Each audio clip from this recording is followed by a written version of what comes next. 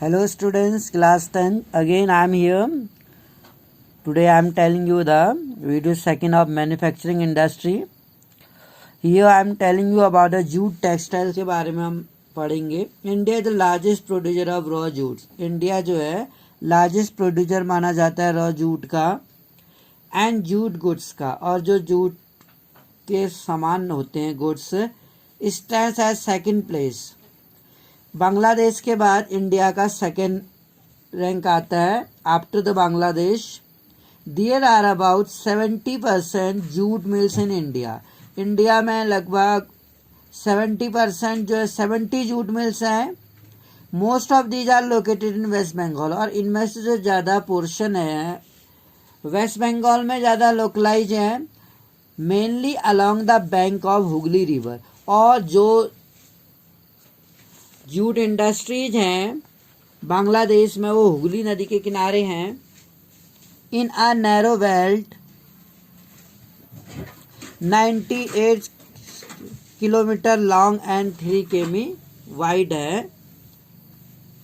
First jute mill जो थी setup कहाँ हुई थी? नियर कोलकाता. कोलकाता में सेट हुई थी इन 1859 में एट रिसरा में. After the partition in 1947, the jute mill remained in India. जब 1947 में partitions हुआ, jute mill remained in India. 3/4 of the jute producing area जो थे बांग्लादेश में. partitions के बाद जो 3/4 जूट प्रोड्यूसिंग एरियाज थे वो बांग्लादेश में चले गए, जो ईस्ट पाकिस्तान कहलाता था. 1971 में वो बांग्लादेश बन गया. फैक्टर रिस्पॉन्सिबल अगर हम बात करें, वो फैक्टर जो रिस्पॉन्सिबल हैं लोकेशंस के लिए हुगली बेसिन्स पर आर प्रोमोस्टली ऑफ जूट प्रोड्यूसिंग एरियाज जो हैं. इन एक्सपेंसिव वाटर है. आखिर रीजन्स क्या है कि जूट प्रोड्यूसिंग जो एरियाज हैं वो हुगली बेसिन पर ही लोकलाइज हैं. इसके पीछे है इन एक्सपेंसिव वाटर अवेलेबल है वहाँ पे.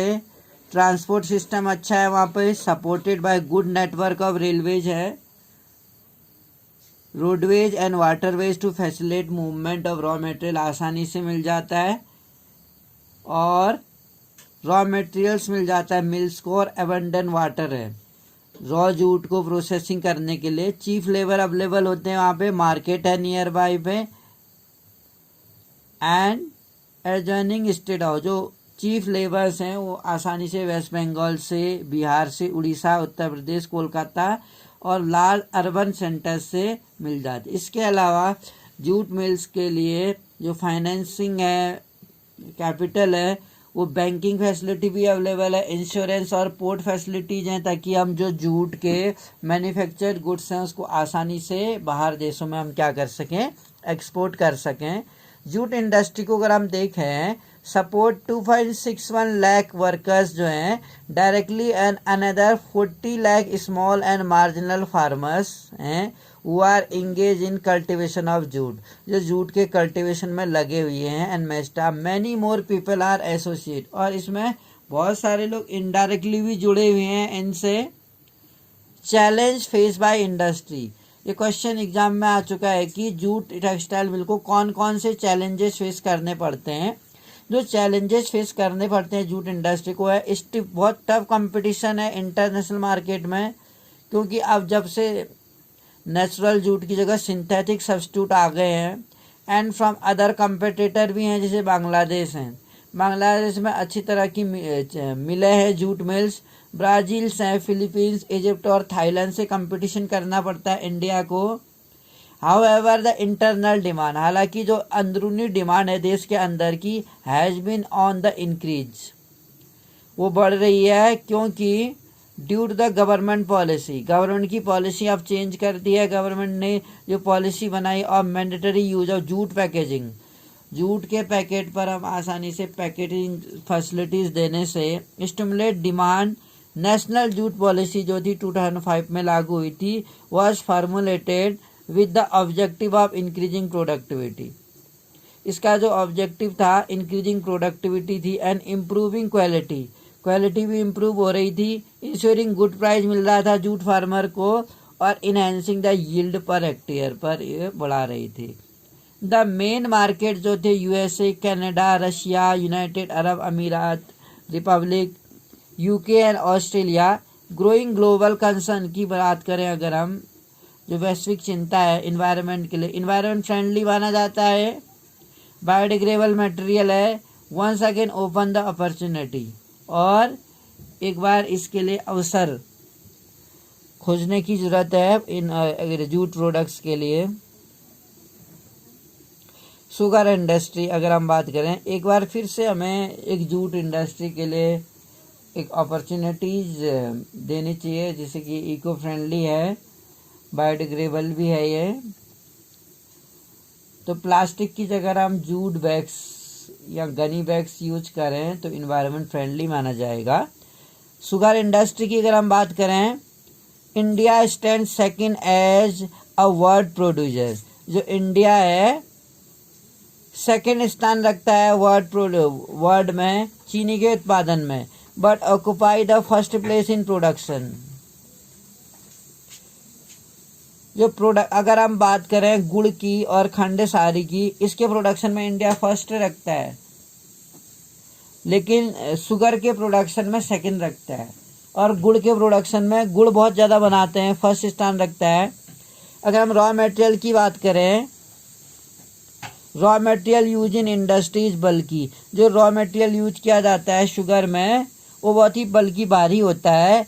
एंड इन सुक्रोज, जो सुक्रोज होता है गन्ने में, चीनी में, वो कंटेंट रिड्यूज हो जाता है। बेसिकली अगर हम ज़्यादा दिन तक गन्ने को काट के रखें तो उसमें जो मिठास है वो कम होती जाएगी।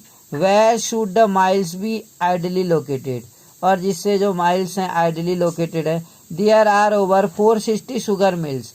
हमारे देश में 460 शुगर मिल्स हैं अभी, जिसमें Uttar Pradesh, Bihar, Maharashtra, Karnataka, Tamil Nadu, Andhra Pradesh and Gujarat along with Punjab, Haryana and Madhya Pradesh भी हैं।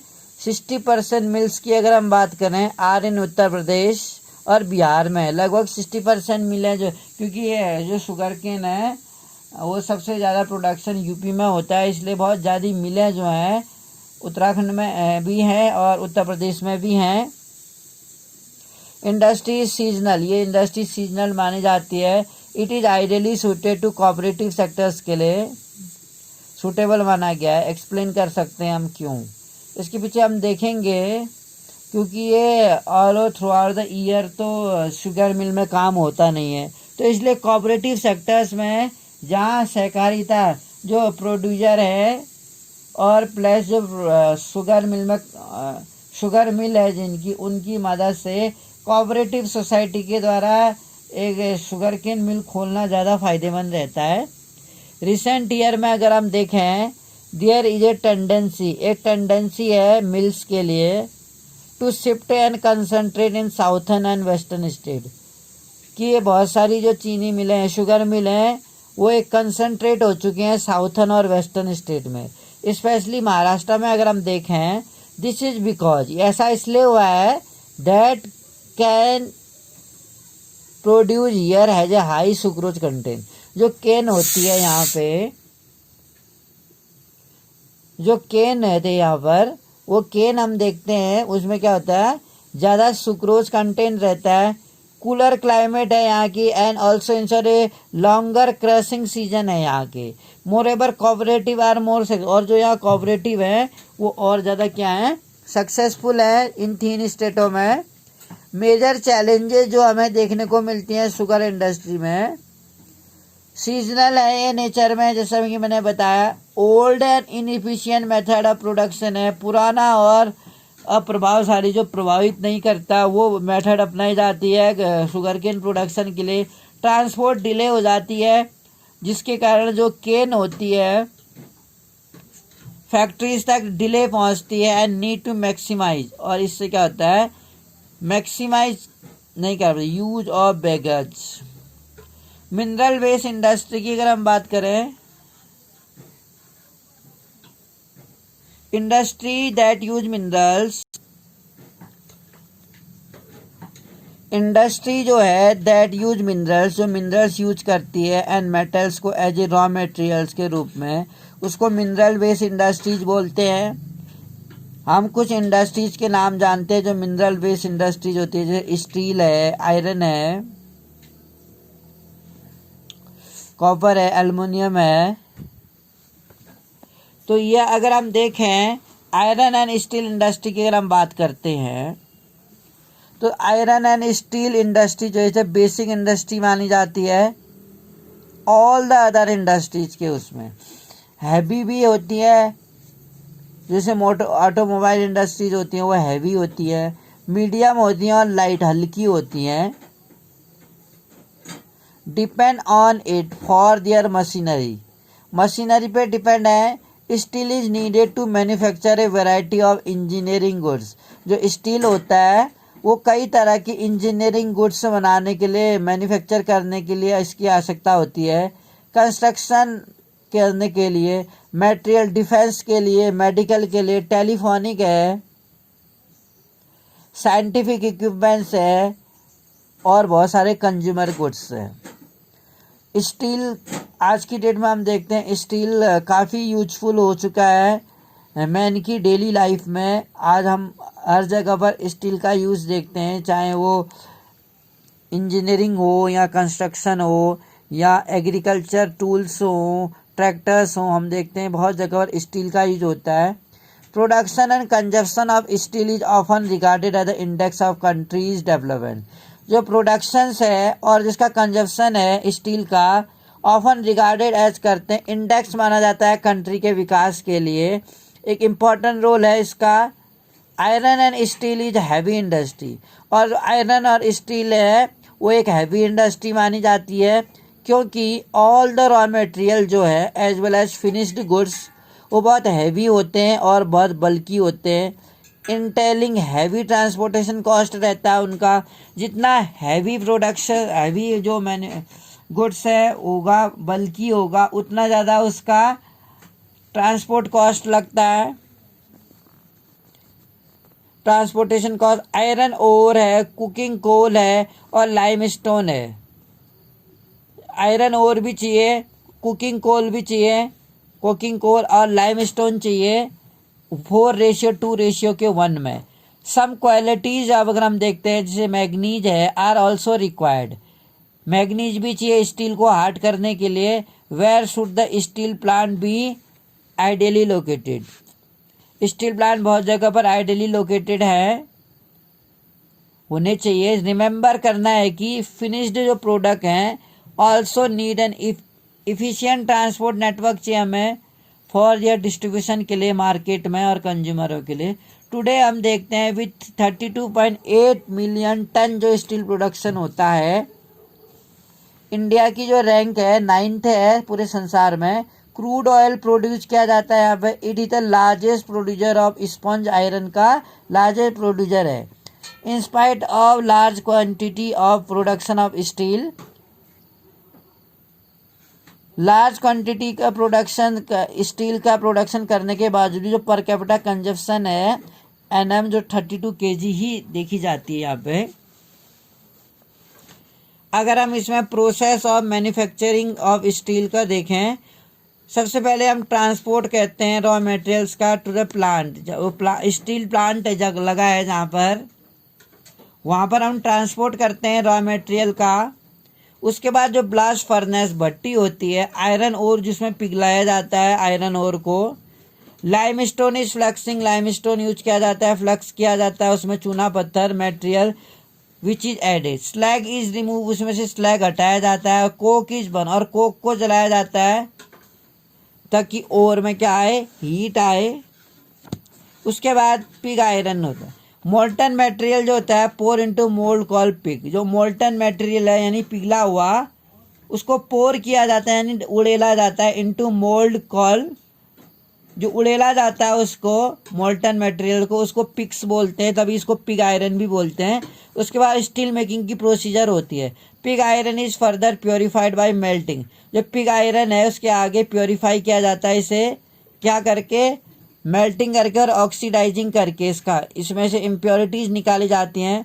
Manganese nickel chromium are added, और मैग्नीज निकिल और क्रोमियम इसमें ऐड किए जाते हैं। इसके बाद जो मेटल बनता है उसको शेप आकार दिया जाता है। रोलिंग, प्रोसेसिंग, कास्टिंग और फोर्जिंग कर।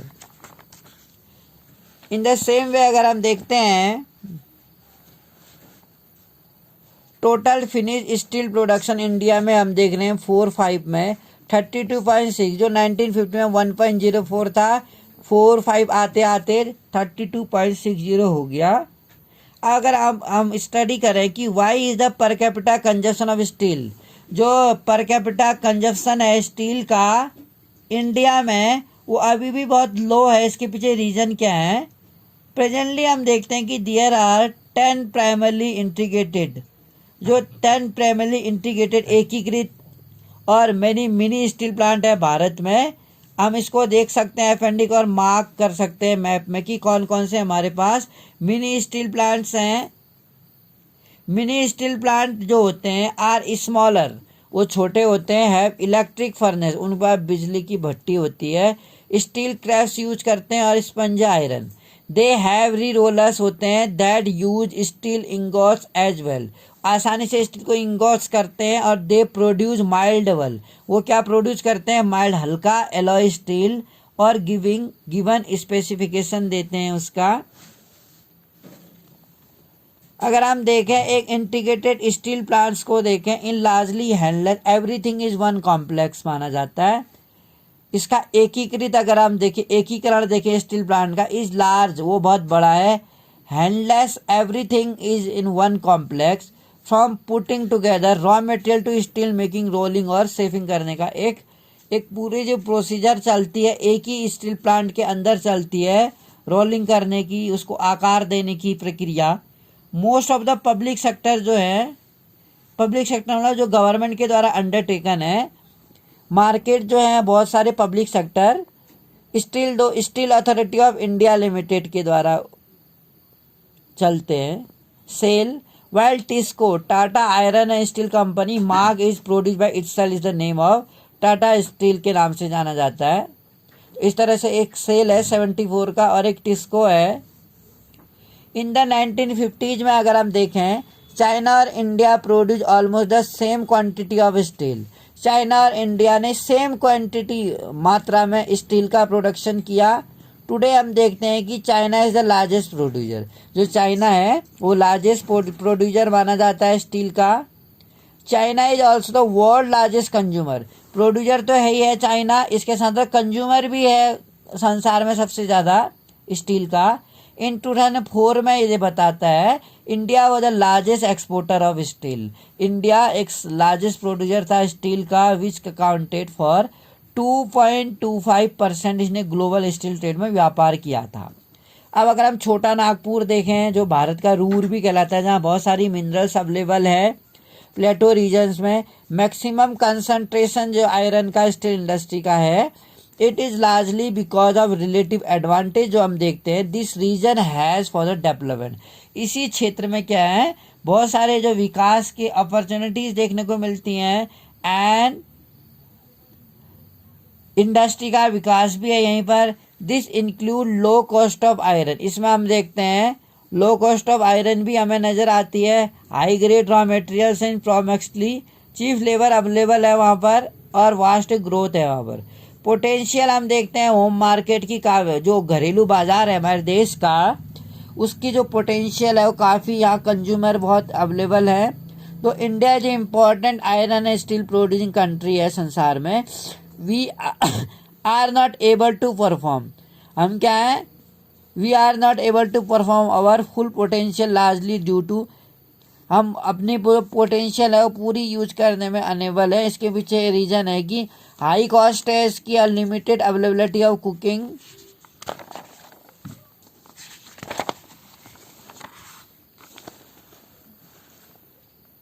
कोल, लिमिटेड अवेलेबिलिटी है कुकिंग कोल की, एंड लोअर जो लेबर हैं वो भी ज़्यादा प्रोडक्ट नहीं कर पाते हैं।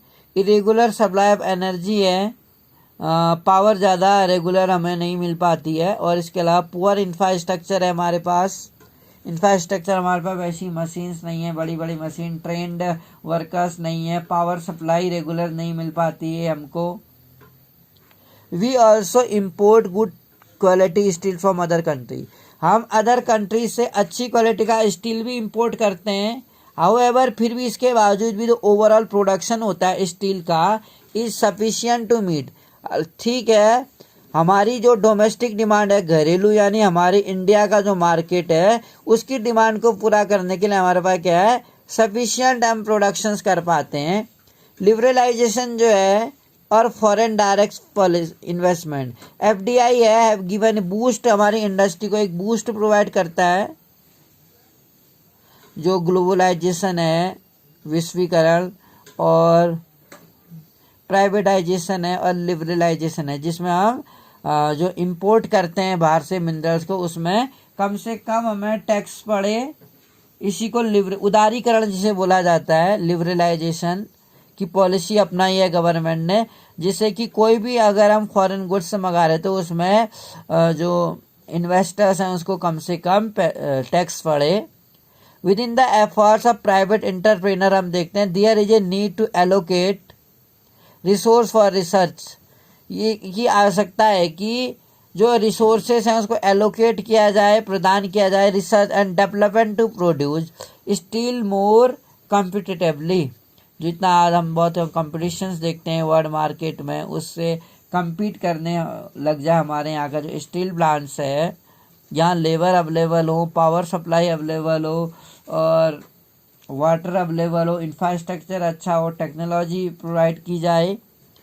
एल्युमिनियम मेल्टिंग की अगर हम बात करें कि एल्युमिनियम कैसे मेल्ट किया जाता है, aluminium melting is the second most important metallurgical industry मानी जाती है। जो एल्युमिनियम का पिघलना है, इट इज़ लाइट, यह हल्का होता है, रेसिस्टेंस होता है इसमें, और टू कोरिजन जो रस्टिंग होती है इसमें, और एक गुड कंडक्टर माना जाता है एल्युमिनियम, हीट अच्छी आती है इसमें, मेलिएबल है ये, और बिकम स्ट्रॉन्ग, और ये स्ट्रॉन्ग हो जाता है when it is mixed with, जब अदर मेटल्स के साथ इसको एलॉय करके कुछ मिक्सअप करके मैन्युफैक्चर किया जाता है तो ये हार्ड हो जाता है, स्ट्रांग हो जाता है।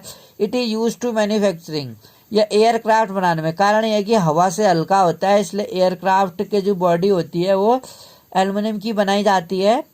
यूटेंसिल बर्तन बनाए जाते हैं और वायर तार बनाए जाते हैं। It has gain popularity, aluminium ने काफ़ी पॉपुलैरिटी गेन की है, सब्स्टिट्यूट ऑफ स्टील का सब्स्टिट्यूट माना जाता है, कॉपर और जिंक का भी और लेड का भी, नंबर ऑफ इंडस्ट्रीज में। There are 8 aluminium melting plant है अभी देश में। कंट्री लोकेटेड इन उड़ीसा में जो है नालको एंड बालको, वेस्ट बंगाल, केरला और उत्तर प्रदेश और छत्तीसगढ़ में भी है ऐसे ही 2004 में। और India produce 600 million ton aluminium produce करता है इंडिया। बॉक्साइट रॉ मटेरियल, ये एग्जाम में आ सकता है कि एल्युमिनियम किस ओर का मिनरल्स है, तो वो बॉक्साइट का है। Bauxite the raw material use in melter, very बल्की होता है, डार्क है, रेडिश कलर में रॉक्स में पाया जाता है। Flow chart given below show the process, ये प्रोसेस बताता है कि मैन्युफैक्चरिंग कैसे किया जाता है एल्युमिनियम का। रेगुलर सप्लाई ऑफ इलेक्ट्रिसिटी अगर मिलती है as an assured source of raw material माना जाता है। और minimum cost are the 2 prime factor, minimum cost अगर इसकी लगती है और सप्लाई ऑफ इलेक्ट्रिसिटी है तो ये प्राइम फैक्टर है किसी जगह पर। अगर हमें अच्छी तरह से चीफ स्किल्ड लेबर मिल रहे हैं और रेगुलर सप्लाई हो रही है इलेक्ट्रिसिटी की या पावर की, तो इन 2 फैक्टर्स के कारण हम किसी जगह पर एल्युमिनियम का प्लांट्स लगा सकते हैं। यहाँ पे बता रहा है अगर हम 4 से 6 टन बॉक्साइट करें और उसमें 2 टन एल्युमिना डालें तो 1 टन ऑफ एल्युमिनियम हमें प्राप्त होता है। इसी तरीके से अगर हम देखें अनदर जो है फैक्ट्री, अगर हम देखें देश में another factories, all the manufacturing अगर हम देखते हैं shop are sent to warehouses में भेज दी जाती हैं।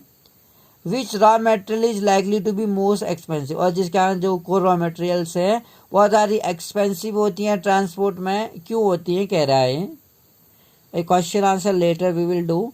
केमिकल इंडस्ट्री की अगर हम बात करें, यहाँ पे जो केमिकल इंडस्ट्री है, रासायनिक उद्योग जिसे हम बोल सकते हैं, केमिकल इंडस्ट्री इंडिया में फास्ट ग्रोइंग है और डाइवर्सिफाइंग है, विविधता रखता है ये।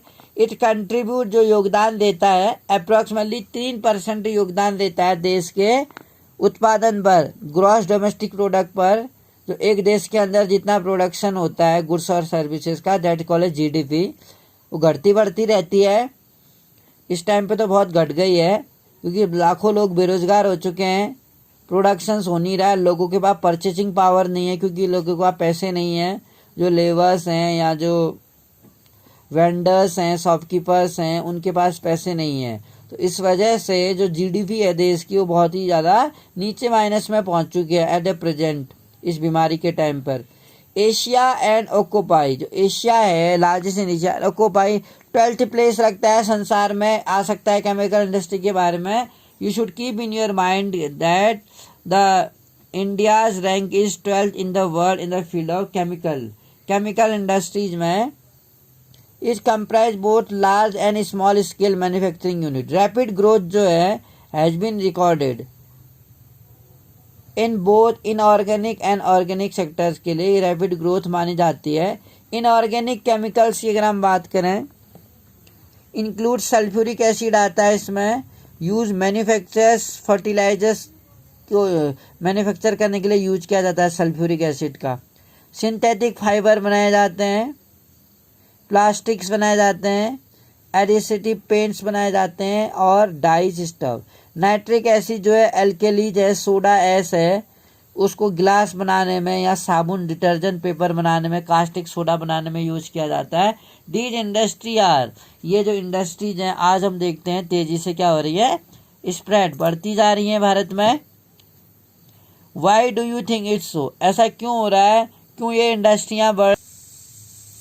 ऑर्गेनिक केमिकल्स जो होते हैं इंक्लूडिंग पेट्रोकेमिकल्स इंक्लूड होते हैं, which are use for manufacturing of synthetic fibre को यूज करने के लिए किया जाता है, which are use for manufacturing of synthetic fibre. Synthetic fibres जो है बाजार में सिंथेटिक फाइबर है आजकल। वैसे फाइबर कौन सा होता है, नेचुरल फाइबर क्या होता है, कॉटन है, सिल्क है, जूट है, कोको है, ये नेचुरल फाइबर है। नाइलॉन है जैसे पॉलिस्टर है, ये सिंथेटिक फाइबर माने जाते हैं। सिंथेटिक रबड़ भी आता है आजकल नेचुरल रबड़ के मुकाबले में। प्लास्टिक्स हैं, डाई स्टफ्स हैं, ड्रग्स हैं और फार्मास्यूटिकल्स जो हैं, दवाइयाँ जहाँ बनती हैं। Organic chemical plant are located, जो ऑर्गेनिक केमिकल प्लांट्स हैं वो ऑयल रिफाइनरी के या पेट्रोकेमिकल प्लांट के नज़दीक इस्टेब्लिश किए जाते हैं। केमिकल इंडस्ट्री जो है is it own largest consumer है, मानी जाती है, अपने आप में सबसे बड़ा कंज्यूमर मानी जाती है chemical industry. Basic chemical undergo processing, further produce other chemicals use किए जाते हैं। They are use for industrial applications के लिए। Agriculture are directly for consumer market, जो एग्रीकल्चर प्रोडक्ट्स हैं या इंडस्ट्रियल एप्लीकेशंस हैं वो डायरेक्टली कंज्यूमर मार्केट में अवेलेबल होती हैं या कराई जाती हैं। ऐसी लिस्ट हम बना सकते हैं जो प्रोडक्ट्स हैं जिसमें हम जिसके बारे में हम अवेयर हैं या जानते हैं।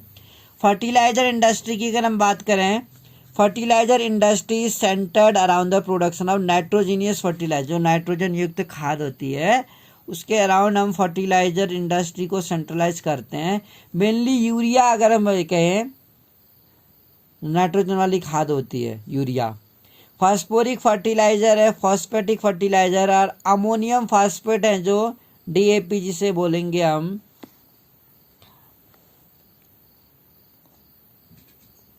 एंड कॉम्प्लेक्स फर्टिलाइजर है विच है कॉम्बिनेशन। कॉम्प्लेक्स फर्टिलाइजर में nitrogen, phosphorus, phosphate and potash, यानी कि एनपीके याद रखना, nitrogen, phosphate and potash. Potash का सिंबल के है। थर्ड जो है दैट इज जो पोटास होता है entirely imported, the country does not have any reserve. Potash जो है इनके रिजर्व नहीं है देश में, तो इसलिए क्या किया जाता है, इसको इम्पोर्ट किया जाता है। Does not have any reserve, commercially इसके रिजर्व नहीं है। तो कॉमर्शियली यूजुअल पोटास और potassium compound in any form. India is the third largest producer माना जाता है इंडिया नाइट्रोजनस फर्टिलाइजर में। There are 57 fertiliser manufacturing units हैं भारत में।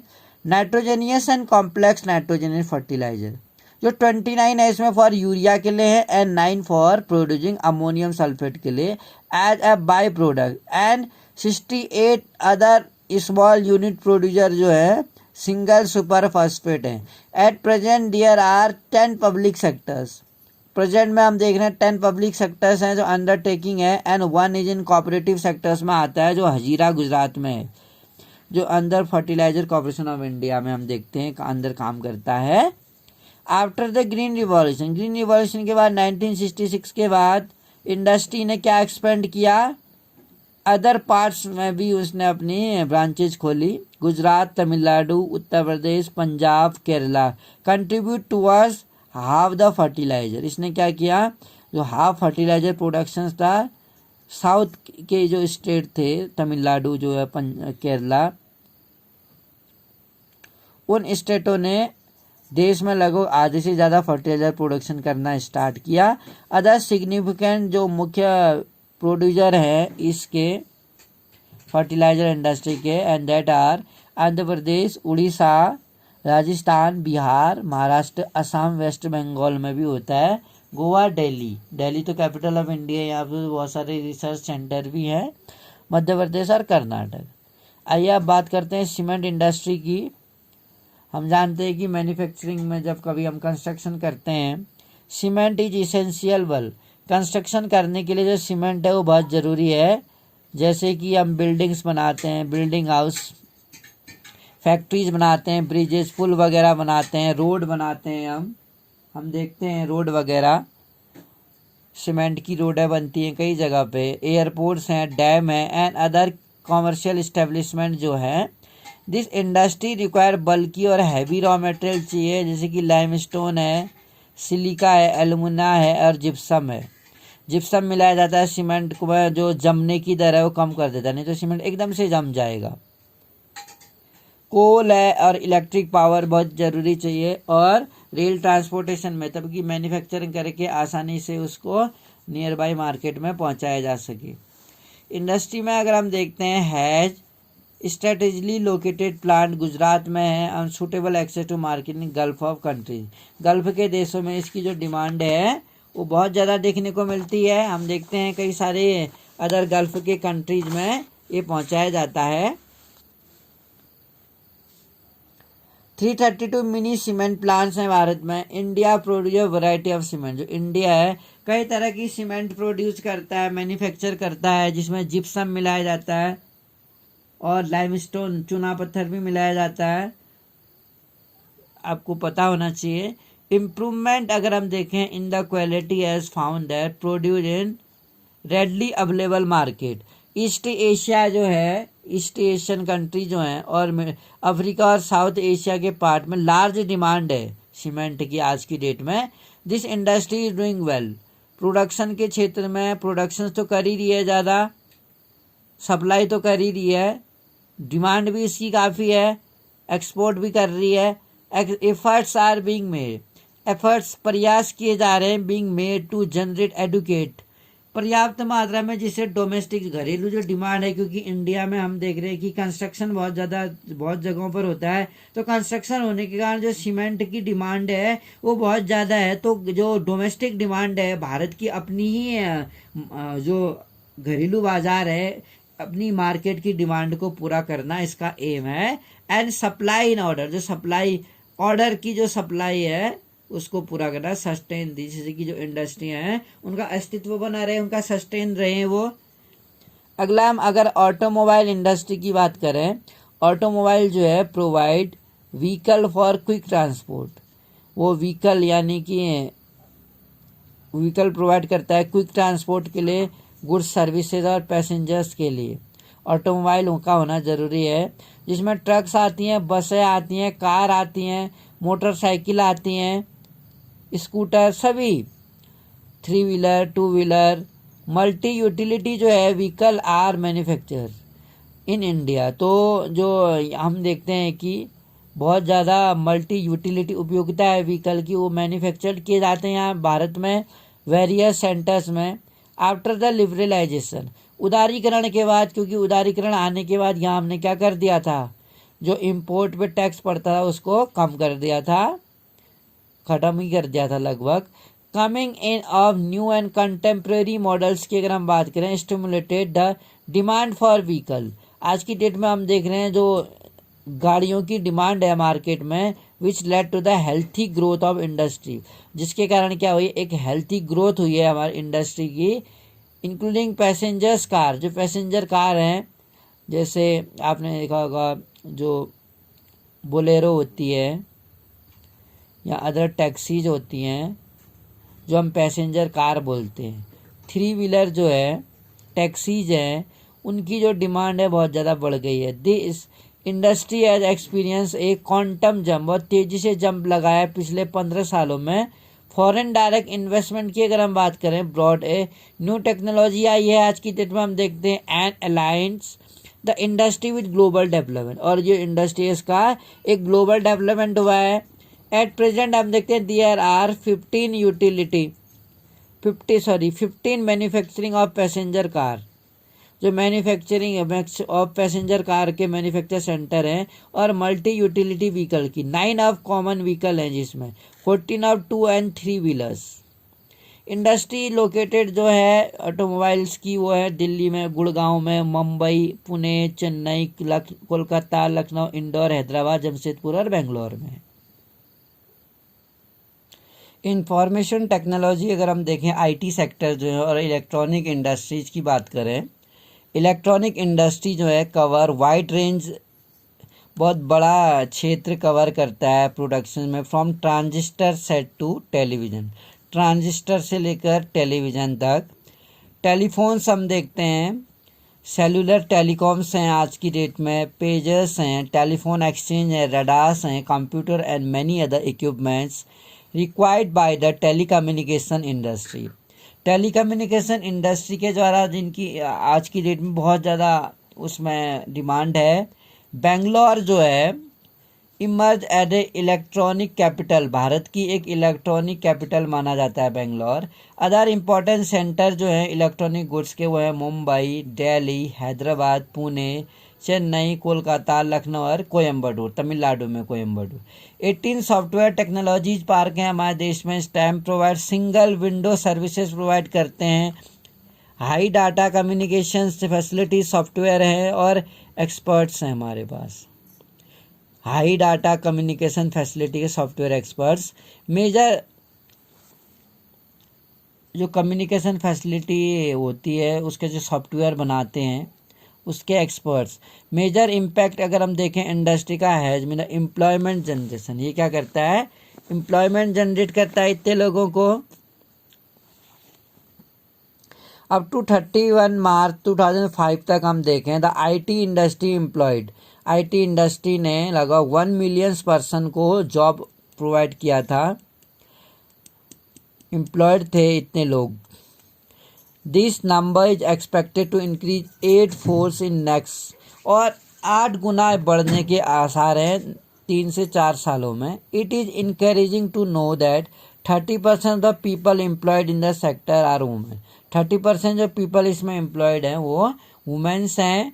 The industry has been a major foreign exchange, अगर हम देखें अर्नर इन लास्ट 2 और 3 ईयर्स, फॉरेन एक्सचेंज में हम देखें जो अर्नर हैं लास्ट 2 और 3 ईयर्स में कौन है, वो फॉरेन एक्सचेंजर बन गई है। ये पिछले 2-3 सालों में एक्सचेंज कर रही है। और हम देख रहे हैं कि fast growing business process outsourcing, BPO जिसे बोलते हैं, business processing outsourcing, the continuing growth होने से हार्डवेयर और सॉफ्टवेयर की टू सक्सेस, एक सफलता मिली हुई है आईटी सेक्टर्स में भारत में, जहां केबल बनते हैं, जैसे केबल के तार वायर्स हैं। मैन्युफैक्चरिंग फैसिलिटी एचसीएल है, रूपनारायणपुर वेस्ट बंगाल में है। और ऐसे ही एक गैस टरबाइन रोटर्स अगर हम देखें गैस टरबाइन जो रोटर्स हैं, जो टरबाइंस को घुमाते हैं, assembly bed at BHEL, Bharat heavy electronical limited जिसे बोलते हैं। एक भेल है और एक बेल है, Bharat electronics limited. Industrial pollutions की बात करें, जहाँ इतना इंडस्ट्रियलाइजेशन हो रहा है, इतने ऑटोमोबाइल्स हैं, यहाँ इतने रेलवे के पार्ट्स जहाँ पर बनते हैं, यहाँ बड़ी फैक्ट्रीज हैं, हमें लगता है कि ठीक प्रोडक्शंस होता है, ठीक है, लोगों को जॉब अपॉर्चुनिटीज ऑफर होती हैं और फैक्ट्री ग्रो अप करती हैं, इंडस्ट्रीज और वो सेक्टर्स की ग्रोथ होती है, डेवलपमेंट होता है। लेकिन इसके साथ साथ अगर हम देखें, इंडस्ट्रियल पॉल्यूशंस भी हम देखने को मिलता है, इन्वायरमेंटल डिग्रेडेशन होता है, पर्यावरण का एकदम से पतन हम कह सकते हैं। हमें वहाँ डिफॉरेस्टेशन अगर हम वहाँ पर कर रहे हैं या कोई फैक्ट्री इस्टेब्लिश कर रहे हैं, तो उसका जो स्मोक है वो क्या करता है, पॉल्यूशन करता है। और लैंड भी जो होता है उसका जो डिस्पोजल जो केमिकल्स हैं, वेस्ट मटेरियल्स हैं, वो फैक्ट्री से निकल के सीधे नदियों में आ जाते हैं। ऑल्दो जो अगर हम बात करें, इंडस्ट्रीज कंट्रीब्यूट सिग्निफिकेंटली, इंडिया के इकोनॉमिक ग्रोथ के लिए जो इंडस्ट्री कंट्रीब्यूट करती है वो डेफिनेटली एक डेवलपमेंट लाती है। जो इंडस्ट्री उद्योग है देश में को योगदान रखती है, एक सिग्निफिकेंटली महत्व रखता है इंडिया के इकोनॉमिक ग्रोथ के लिए, क्योंकि इससे इनकम भी बढ़ेगी, लोगों को जॉब भी मिलेगा, पर कैपिटा इनकम बढ़ेगी, लोगों का लिविंग स्टैंडर्ड इम्प्रूवमेंट होगा, increase in pollution of land. लेकिन इसके साथ साथ इसके अदर साइडेड इसके नेगेटिव इफेक्ट भी है इंडस्ट्रियलाइजेशन के। जो पॉल्यूशन ऑफ लैंड होगा, क्योंकि जो केमिकल्स हैं या जो वेस्ट थिंग्स हैं जो फैक्ट्रीज से डाइंग के दौरान बाहर किए जाते हैं, वो सब लैंड पॉल्यूशंस करेंगे। Water pollution, air, noise, resulting degradation of environment. इसके कारण क्या होगा, परिणाम जो इन्वायरमेंट का डिग्रेडेशन है, यानी जो पतन हो रहा है, जो पर्यावरण प्रदूषित हो रहा है, जो हम कह सकते हैं ग्रीनरी है इस अर्थ की, वो क्या हो रही है, कम होती जा रही है। That they have cause can not be overlooked, इसको हम ओवरलुक नहीं कर सकते हैं, इग्नोर नहीं कर सकते हैं। Industries are responsible for 4 type,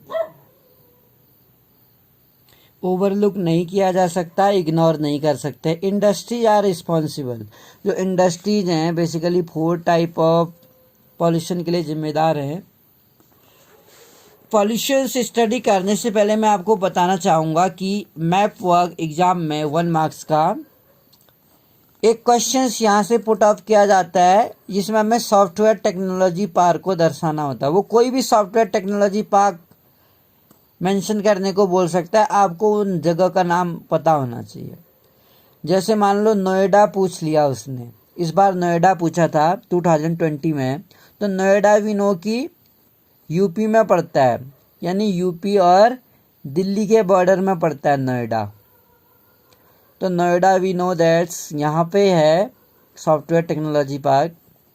ऐसे जयपुर में भी है, मोहाली हिमाचल के बॉर्डर्स में है, गांधीनगर इंदौर मध्य प्रदेश में है, पुणे, बेंगलोर कर्नाटक की कैपिटल, मैसूर वो भी कर्नाटक में ही है, मैसूर में है सॉफ्टवेयर टेक्नोलॉजी पार्क।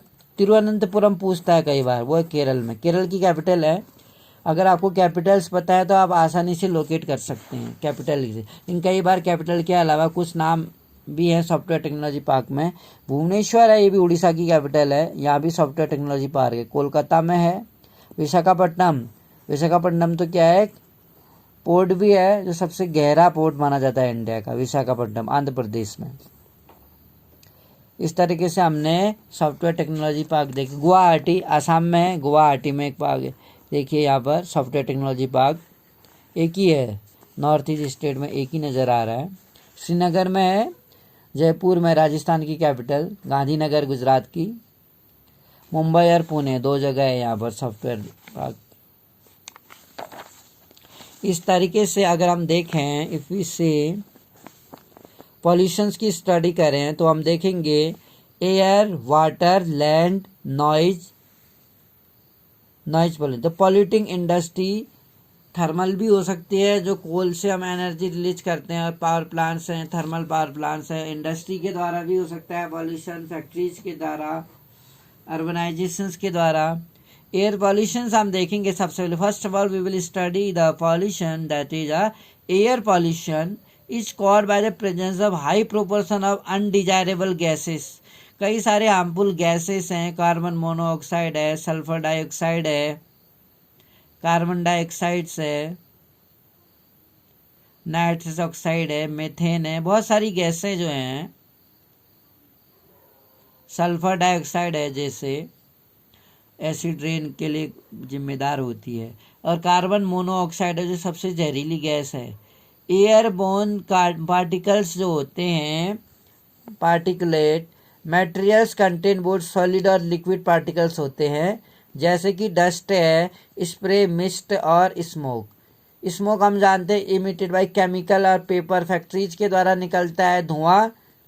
ब्रिक्स जो जहाँ ईंटें बनती हैं, क्लिन्स रिफाइनरीज ऑयल होते हैं जहाँ तेल रिफाइनरीज होती हैं, मेल्टिंग प्लांट जहाँ ऐसे ऐसे प्लांट होते हैं बहुत बड़े एरिया में लोकलाइज, जहाँ पर पिघलाया जाता है किसी चीज़ को, आयरन और या कुछ अदर मिनरल्स को। बर्निंग ऑफ फॉसिल फ्यूल, और फॉसिल फ्यूल के बर्न होने से, वैसे हम पेट्रोल कहें, डीजल कहें या नेचुरल गैस कहें, ये सब फॉसिल फ्यूल ही है या कोल है। इसके जलने से क्या होता है, बिग और स्मॉल इंडस्ट्रीज क्या करती हैं, अक्सर हम देखते हैं जो पॉल्यूशन होता है उसको इग्नोर करती है। नेशनल ट्रिब्यूनल एक्ट 2010 में ये कहा गया कि जो भी इंडस्ट्री किसी भी तरह का पॉल्यूशन करती हुई पकड़ी जाएगी उसको एक कंपनसेशन, मुआवजा देना पड़ेगा, और इन्वायरमेंट के लिए उसको कुछ स्कीम्स करनी पड़ेंगी, जैसे अपनी फैक्ट्री या इंडस्ट्री के वो इधर उधर पेड़ लगा सकता है।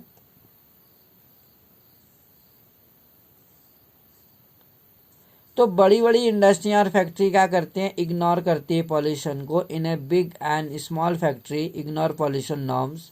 टॉक्सिक गैस, जहरीली जो गैस होती है कभी कभी लीक हो जाती है, very hazardous with the long term effects, जो लॉन्ग टर्म इफेक्ट डालती है, लंबा प्रभाव डालती है। Are you aware of Bhopal gas tragedy? आपको मैं याद दिलाना चाहूँगा 1984 में 3 दिसंबर को भोपाल में, मध्य प्रदेश की कैपिटल में, एक केमिकल फैक्ट्री में मिथाइल आइसोसाइनाइड जो जहरीली गैस है वो लीक हो गई थी, जिसके कारण वहाँ कई सारे लोग मारे गए थे और बहुत सारे लोग इंजर्ड, जख्मी हो गए थे या हैंडीकैप्ड हो गए थे वो। तो इसमें एयर पोल्यूशन जो है एडवर्सली अफेक्ट करता है ह्यूमन की लाइफ पर, ह्यूमन हेल्थ पर भी गलत असर डालता है, एनिमल पर, प्लांट्स पर, बिल्डिंग्स। इसलिए बड़े बड़े शहर होते हैं जहाँ एयर पोल्यूशन होता है, वहाँ इस तरह के साइंटिफिक फॉरेस्ट्री की जाती है, जिस कारण से क्या होता है, पोल्यूशन को कम करने में मदद मिलती है। वाटर पोल्यूशन की अगर हम बात करें, इज कॉज बाय ऑर्गेनिक और इनऑर्गेनिक इंडस्ट्रियल वेस्ट से होता है। एंड एफ्लुएंट डिस्चार्ज, बहुत ज़्यादा मात्रा में जो डिस्चार्ज है रिवर्स में डिस्चार्ज किया जाता है। मेन कल्प्रिट जो है, मुख्य कल्प्रिट इसमें रिगार्ड आर पेपर होते हैं, जो पल्प है, जो वुड पल्प होते हैं, केमिकल्स हैं, टेक्सटाइल है और डाइंग है, पेट्रोलियम रिफाइनरीज हैं, ट्रेनरीज हैं और इलेक्ट्रोप्लेटिंग इंडस्ट्रीज जो हैं, दैट लेट आउट डाइज, जहाँ डाइज चलता है, डाइंग रंगने का काम। डिटर्जेंट्स हैं, एसिड हैं, साल्ट हैं, हैवी मेटल्स लाइक लेड है जैसे, और मरकरी है, पेस्टिसाइड, फर्टिलाइजर्स, सिंथेटिक केमिकल्स हैं और कार्बन, प्लास्टिक्स हैं, rubber etcetera into water bodies में मिल जाते हैं और वाटर को टॉक्सिक कर देते हैं। फ्लाई ऐश है, फॉस्फो जिप्सम है और आयरन स्टील स्लैग्स हैं। मेजर सॉलिड वेस्ट भारत में बहुत ज़्यादा मात्रा में पानी में इनको डिजॉल्व किया जाता है, जिससे इससे क्या होता है कि पानी में जो एक्वेटिक एनिमल्स हैं हम देखते हैं कि उनकी लाइफ में भी असर पड़ता है। थर्मल जो वाटर प्लांट की अगर हम बात करें, थर्मल वाटर प्लांट जो है if you talk about the thermal water plant, water occur, जो पानी होता है, when hot water from factory, जब फैक्ट्री से हॉट वाटर ओकर होता है तो थर्मल प्लांट इज ड्रेन, जो थर्मल प्लांट होता है इट ड्रेन इनटू रिवर में ड्रेन किया जाता है और पॉन्ड्स में, बिफोर कूलिंग, ठंडा होने से पहले। What would be the effect, अगर हम गर्म पानी जो हॉट वाटर है उसको हम डिस्पोज कर रहे हैं किसी जगह पर, तो आप इफेक्ट सोच सकते हैं कि एक्वेटिक लाइफ पर उसका क्या असर पड़ता होगा। वेस्ट फ्रॉम न्यूक्लियर पावर की अगर हम बात करें, न्यूक्लियर जो है वेपन्स जहाँ बनते हैं और प्रोडक्शंस होता है, फैसिलिटीज कॉज, ये कैंसर होने के खतरे रहते हैं, बर्थ डिफेक्ट है, मिसकैरेजेज हो जाते हैं, सॉयल एंड वाटर पॉल्यूशन, जो सॉयल और वाटर पोल्यूशन है आर क्लोजली रिलेटेड, एक दूसरे से रिलेटेड है वो। डंपिंग ऑफ वेस्टेबल, जो वेस्ट होता है dumping, specially glasses, harmful chemicals हैं, इंडस्ट्रियल इफ्लुएंट हैं, और पैकेजिंग है, साल्ट और गार्बेज रेंडर्स हैं, जो सॉइल को क्या करते हैं, यूजलेस बना देते हैं, उसकी फर्टिलिटी घटाते हैं और वहाँ पर अनप्रोडक्टिव बना देते हैं उसको। और जो बारिश का पानी, rain water percolates through soil carrying the pollutant, पूरी तरह से पॉल्यूटेंट कर देता है, और ग्राउंड वाटर जो है ऑल्सो गेट कंटेमिनेटेड, उसमें मिक्सअप होके बहुत ज़्यादा पॉल्यूशन कर देता है। अगला अगर हम बात करें नॉइज पॉल्यूशंस की, तो हम जानते हैं नॉइज पॉल्यूशंस के बारे में, not only result in irrigation, केवल इरिगेशन में ही नहीं, and anger, it can also cause hearing impairment, मतलब इरिटेशन ही नहीं, जो नॉइज पॉल्यूशन है इससे चिड़चिड़ापन ही नहीं होता बल्कि गुस्सा भी आता है, एंगर, एक गुस्सा और एक चिड़चिड़ापन, irritation. It can also cause hearing impairment, जो सुनने की शक्ति है हियरिंग इम्पेयरमेंट भी हो जाती है। अगर हम बहुत नॉइजी प्लेस में लगातार काम कर रहे हैं तो डेफिनेटली हमारी हियरिंग इम्पेयरमेंट कॉजेज होते हैं। इंक्रीज हार्ट रेट, जो हार्ट की बीट है हमारी, हार्ट रेट उसको बढ़ा देता है, एंड ब्लड प्रेशर भी, बीपी भी हाई हो जाता है हमारा अक्सर, among other psychological effect. Unwanted sound जो होती है, जैसे 80 डेसिबल से ऊपर नॉइज पोल्यूशन माना जाता है, 80 डेसिबल से नीचे ठीक है। अगर लगातार हम कंटिन्यूसली अगर हमारे कानों पर कोई साउंड पड़ रही है तो डेफिनेटली हम क्या हो जाएंगे, इरिटेशन होगा, हमें एक चिड़चिड़ापन आ जाता है हमारा, मतलब किसी काम में हमारा मन नहीं लगेगा, हम गुस्सा करेंगे, झुंझला उठेंगे। अनवांटेड साउंड, इरिटेशन होती है, स्ट्रेस, इससे स्ट्रेस भी होता है, एक तनाव होता है, टेंशन हो जाती है, बहुत ज़्यादा टेंशन में रहता है जो नॉइजी प्लेस में काम करते हैं। इंडस्ट्रियल एंड कंस्ट्रक्शन एक्टिविटीज़ में हम देखते हैं बहुत ज़्यादा जो मशीनरी है, हम देखते हैं बहुत ज़्यादा मशीनें जो हैं, वी आर वॉचिंग, फैक्ट्रीज है, इक्विपमेंट्स जैसे जनरेटर्स हैं, so and pneumatic and electric drills हैं जो बहुत ज़्यादा आवाज़ करती है, जो बिजली से चलती हैं, ड्रिल मशीनें होती हैं वो बहुत ज़्यादा नॉइज करती हैं। अब कैसे कैसे ऐसे तरीके हैं जिससे हम इन्वायरमेंटल डिग्रेडेशन को क्या कर सकते हैं, कंट्रोल कर सकते हैं। जो इतना इन्वायरमेंट पोल्यूशन हो रहा है हम कैसे इसको रोक सकते हैं, how can we stop the pollutions, what steps can be done by the people as well as by the government also. Government can't do alone, lonely government कुछ नहीं कर सकती है। Every litre of waste water, हर litre जो waste water है discharge by our industry के द्वारा जो डिस्चार्ज होता है, पॉल्यूट 8 टाइम पॉल्यूट करता है the quantity of fresh water, fresh water की क्वांटिटी को 8 बार क्या करता है, पॉल्यूट करता है। और वाटर जो होता है वेस्ट डिस्चार्ज हमारी इंडस्ट्री के द्वारा वो 8 गुना जो क्वांटिटी है फ्रेश वाटर की उसको उतना पॉल्यूट कर देता है। How can the industrial pollution of fresh water reduce, तो जो इंडस्ट्री से पॉल्यूशन वाला पानी आ रहा है, पॉल्यूशन कैसे हम इसको रिड्यूस कर सकते हैं, कुछ सजेशन क्या है। हम क्या करें, मिनिमाइजिंग यूज ऑफ वाटर बल, कम से कम यूज करें पानी का। जो प्रोसेसिंग होती है रीयूजिंग और रिसाइकलिंग, इसको अपनाएं हम, रीयूज करें उसको और रिसाइकिल करें इन 2 और मोर सक्सेसिव स्टेजेज में। हार्वेस्टिंग ऑफ रेन वाटर, इसके अलावा जहाँ हम वाटर के हम ऐसे कंजर्वेशन करें, इसके साथ साथ जो रेन वाटर है हम ज़्यादा वेस्ट ना करें। जो पानी हम यूज़ कर रहे हैं,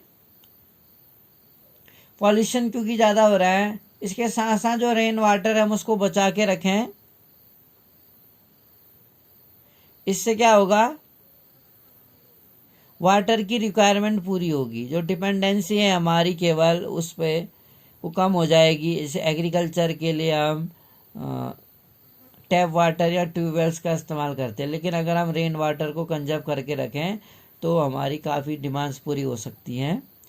ट्रीटिंग हॉट वाटर, अगर हम देखें hot water and effluent releasing them in reverse में रिलीज किए जाते हैं और पॉन्ड्स में। ट्रीटमेंट ऑफ इंडस्ट्रियल इफ्लुएंट का क्या होता है, can be done in 3 faces में किया जा सकता है। इसका ट्रीटमेंट, जो उद्योगों से गंदा केमिकल वाला बहुत सारी चीज़ें निकलती हैं, वो क्या करते हैं, पॉल्यूट करते हैं। उसके लिए हमें 3 तरीके अपनाने चाहिए। Primary treatment by mechanical means, these involvement screening, grinding, flocculation और सेडिमेंटेशन किया जाए। इसका स्क्रीनिंग की जाए, देखा जाए कौन सा इलाका कहाँ पर है, रिवर्स कहाँ है, ग्राइंडिंग देखा जाएगा और उसका सेडिमेंटेशन किया जाएगा। Secondly treatment bye biological process के द्वारा किया जा सकता है। टर्सरी जो तीसरा ट्रीटमेंट है बायोलॉजिकल, केमिकल और फिजिकल है वो। दिस इन्वॉल्व रिसाइकलिंग, इससे क्या कर सकते हैं हम, जो वेस्ट वाटर है उसकी हम रिसाइकलिंग कर सकते हैं। ओवर ड्रॉइंग अगर हम करें, ग्राउंड वाटर जो हम देख रहे हैं, ग्राउंड वाटर का जो रिजर्व है वो तेजी से घटता जा रहा है, क्योंकि people are using the tube wells और either the ground water for several purposes. तो हम ये देख रहे हैं कि जो मानसून है वो भी निश्चित नहीं है, तो तेजी से क्या हो रहा है, जो अंडरग्राउंड वाटर है एग्जॉस्ट हो रहा है वो। हालांकि वो रिन्यूएबल है वाटर, लेकिन इसके बावजूद अगर हम उसको रिजर्व ना रखें, वेस्ट करते जाएं, तो बहुत जल्दी क्या होगा, वो खत्म हो जाएगा। There is a threat to ground water, एक थ्रीट है, चेतावनी है ग्राउंड वाटर रिसोर्स के लिए। Also need to be regulated legally. Particularly हमें कहना है matter in the air can be reduce by filtering smoke. Air को रिड्यूस कैसे किया सकता है, जो फिटिंग स्मोक स्टैक्स लगाए जाएं फैक्ट्री में जहाँ से वो धुआं निकल रहा है, विथ इलेक्ट्रोस्टैटिक परसिपिटस फैब्रिक फिल्टर लगाए जाएं जो स्कर्व्स करें उन्हें, और इनिशियली स्पेरेटस हैं। स्मोक्स कैन बी रिड्यूजेबल, स्मोक्स को रिड्यूस किया जाए किसके द्वारा, बाय यूजिंग ऑयल, ऑयल को यूज करके, और गैस इंस्टेड ऑफ कोल, और गैसों को यूज करके इंस्टेड ऑफ कोल। जो फैक्ट्रियों में कोल इस्तेमाल होता है जिससे बहुत ज़्यादा पॉल्यूशन होता है, धुआं बहुत जोड़ता है। Machinery equipments can be use, मशीनों का और इक्विपमेंट्स का यूज किया जा सकता है। And generator should be filtered with A silencer, जो जनरेटर अगर हम लगा रहे हैं तो उसमें हम साइलेंसर लगाएं, जिससे उसमें अगर हम जनरेटर भी लगा रहे हैं तो आवाज़ नहीं होगी आसपास और नॉइज पॉल्यूशन नहीं होगा। इससे क्या होगा, almost all machine can be redesign, सभी मशीनें जो पुरानी ना हो, ऑब्सोलीट ना हो, जंग लगी हुई ना हो, रीडिजाइन की गई हो टू इंक्रीज एनर्जी, और इससे एनर्जी लेवल उनका बढ़े, एफिशिएंसी बढ़े और नॉइज कम से कम हो। नॉइज एब्जॉर्बिंग मटेरियल यूज किया जाए उसमें, और इसके लिए apart from personal use of ear plug लगाए जाएँ, ईयरफोन।